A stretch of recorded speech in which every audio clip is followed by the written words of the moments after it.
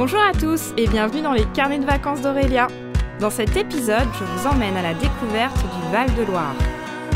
Inscrite sur la liste du patrimoine mondial de l'UNESCO, on y évoque son paysage culturel exceptionnel le long d'un grand fleuve, remarquable pour la qualité de son patrimoine architectural, ses villes historiques et pour ses châteaux de renommée mondiale. Derrière moi, j'ai le moulin Bouin. Donc, sa particularité, c'est que c'est un moulin à eau qui est fortifié. Donc on voit bien la tour carrée. Et pourquoi une tour carrée? Parce qu'un des propriétaires, au tout début du XXe siècle, est revenu d'un séjour en Italie. Il était fan de l'architecture italienne. C'est le dernier moulin à eau qui moud encore du blé. Et en plus, il produit de l'électricité. Et par jour, il est capable d'alimenter 14 foyers en énergie. Avec Léa, je descends à 126 mètres sous terre pour explorer un site insolite, remarquable et unique en Europe, la mine bleue. Bonjour Léa. Bonjour. La mine bleue, c'est une ancienne mine d'ardoise du début du XXe siècle, où on propose aux visiteurs de descendre jusqu'à 126 mètres sous terre pour découvrir le travail des mineurs à cette époque. C'est bon.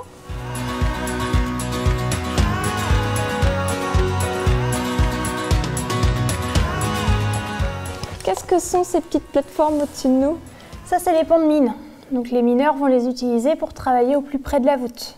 C'est ça qu'on appelle une bordée. Donc cette bordée, les mineurs, ils la font chuter au sol.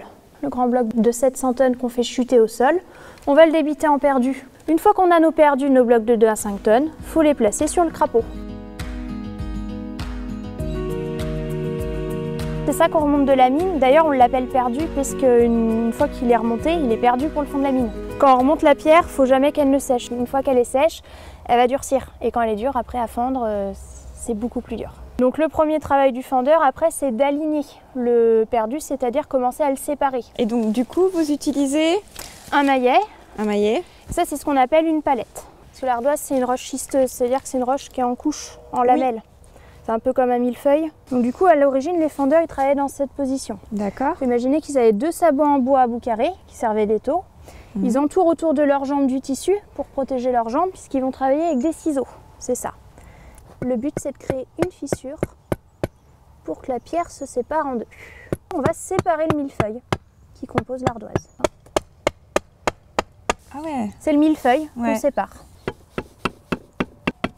Ah, on voit vraiment la fente. Dans l'idéal, c'est 2,7 mm pour mettre sur un toit. Après, on peut faire un peu plus fin, un peu moins fin, déjà selon la qualité de la pierre. Par contre, il faut une dernière étape, c'est le rondissage. Si on la laisse comme ça, bien nette, eh bien, le haut va remonter, remonter et passer en dessous. Et du coup, le toit n'est pas étanche. Donc on la tient bien et on va la découper. Arrondir l'ardoise. Donc après le fendeur, une fois qu'il a son ardoise finie, il l'alignait sur la butte des fendeurs. Un négociant d'ardoise venait lui acheter à l'unité.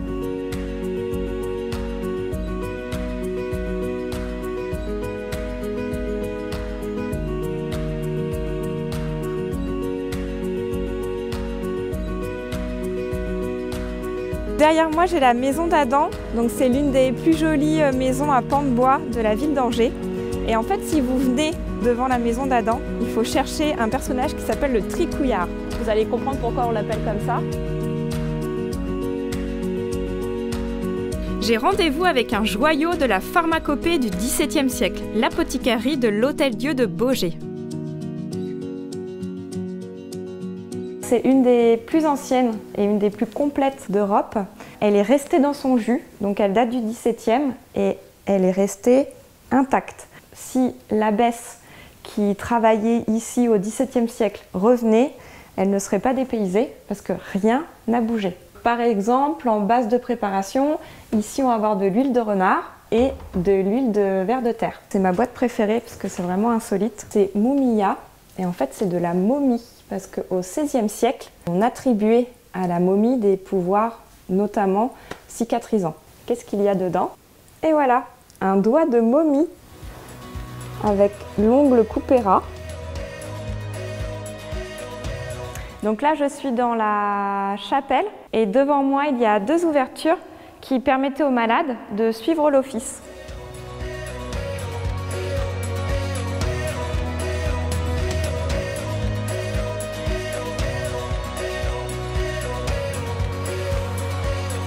je vous emmène voir une particularité du bâti religieux de l'Anjou qu'on retrouve en Europe, mais il y a une forte concentration en Anjou.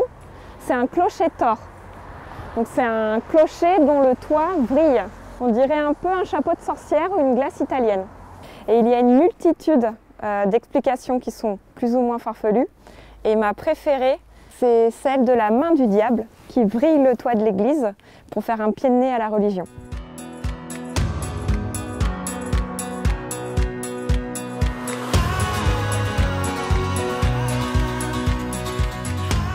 Suivez-moi dans la plus grande cité monastique d'Europe, l'abbaye royale de Fontevraud. Donc là, j'arrive devant les fameux gisants de Fontevraud. Ce sont les Plantagenets. Devant moi, j'ai Aliénor d'Aquitaine.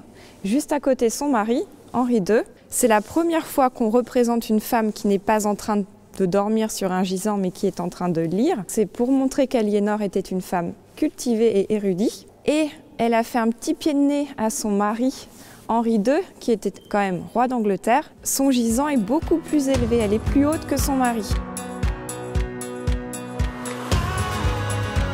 On a représenté sur des peintures déjà existantes quelques abbesses qui ont dirigé l'abbaye.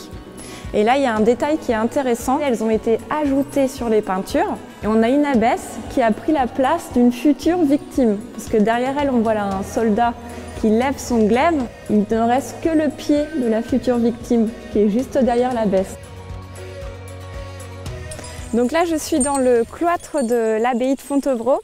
Et au 19e siècle, l'abbaye a été transformée en prison. Au-dessus de nous, on voit une série de fenêtres. Et c'est là où les gardiens, c'était le chemin de ronde des gardiens qui surveillaient les prisonniers parce qu'ils ne pouvaient pas être mélangés aux prisonniers dans le cloître.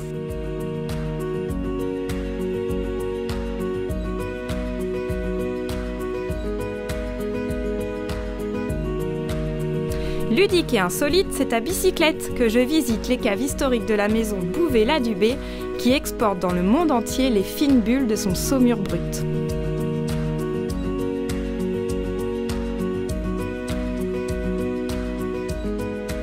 Elles ont été installées au 19e siècle dans des anciennes carrières d'extraction du tuffeau.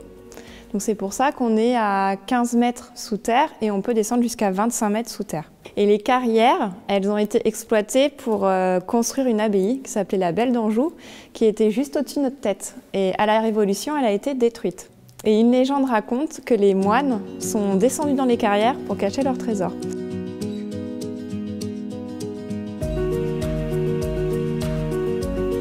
Il y a aussi un autre mystère, c'est la tête de chat. Donc peut-être que si on appuie sur ses yeux, on trouvera le trésor des moines.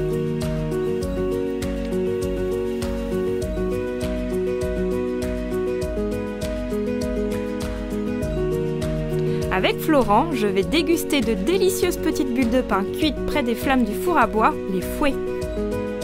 Eh bien, vous êtes au moulin de Sarré, à Gênes, en Anjou, Oui. qui est un moulin à eau très ancien et qui a la particularité de faire encore de la farine, mais vraiment à l'ancienne.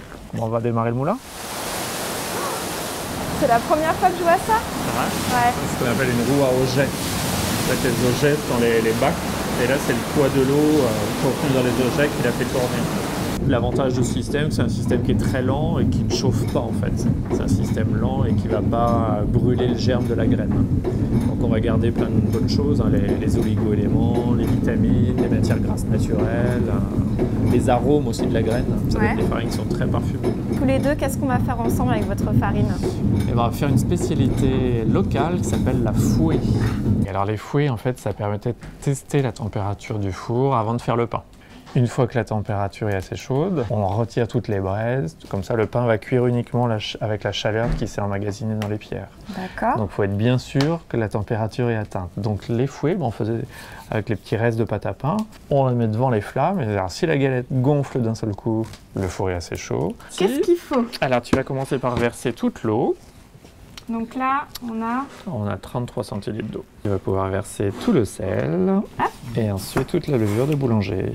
Et c'est quel type de farine? Là, c'est de la farine de blé tamisage crème qu'on appelle chez nous. Du coup, c'était considéré ensuite comme un encas ou c'était juste un petit thermomètre comme ça naturel et après on le jetait ou Ah non, justement, les gens en profitaient avant de faire le pain. Souvent, le pain se faisait le vendredi soir ou le samedi soir, hein, une fois par semaine. Et les familles se réunissaient autour du four et faisaient une veillée fouet.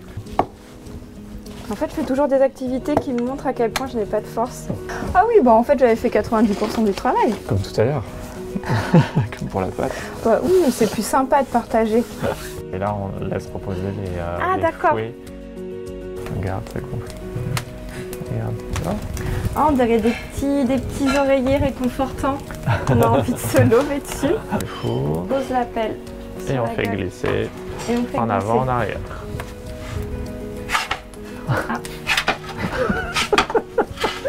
Ça va là quand même? Ouais, Oui, ça va, tu les as bien repoussés. Nos fouets. Qui sont toutes chaudes. Donc le four était assez chaud parce qu'elles ont bien gonflé. Ouais, très rapidement. C'est tout chaud. Moi j'aime bien parce que je trouve que c'est un goût réconfortant, le goût du pain chaud. De voir le moulin fonctionner, ensuite de faire les fouets avec votre propre farine, c'est vraiment une chance immense.